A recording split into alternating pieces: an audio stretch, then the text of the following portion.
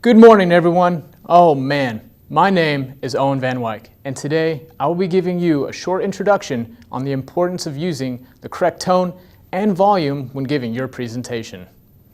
Now today, we will get an overview of what tone and volume are, why they're important when giving a presentation, what are the different types of tone and volume that you can use, and we will also try an example of how to use them effectively.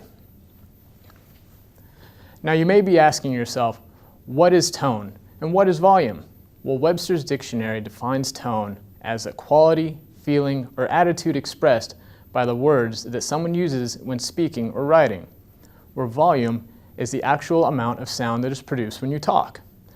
Now all that means in layman's terms is that it's not the specific words that you say, but instead it's how you say them.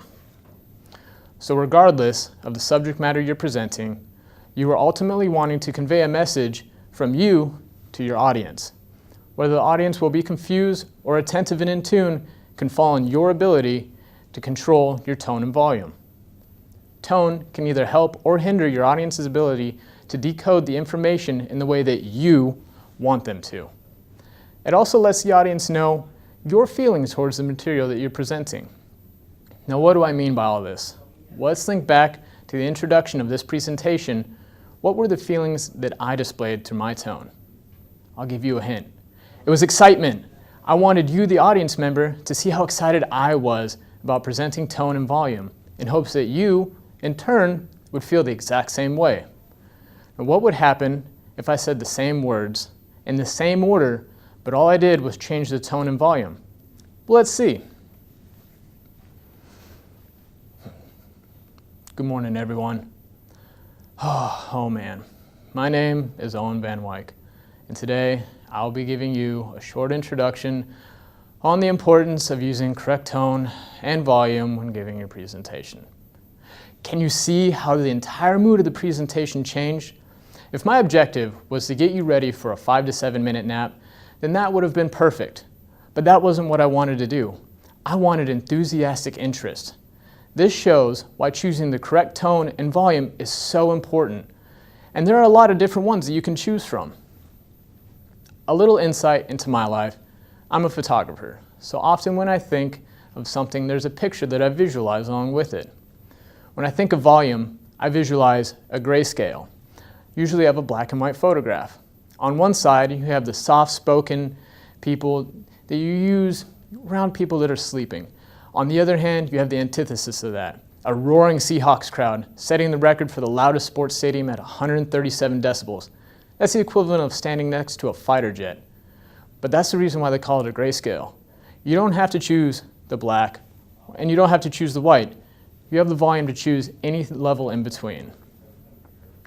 Now, there are numerous types of tone that you can use. Poetry has over 180 different kinds listed. Now for me, that's way too many to keep track of. So I usually stick to my favorite 5.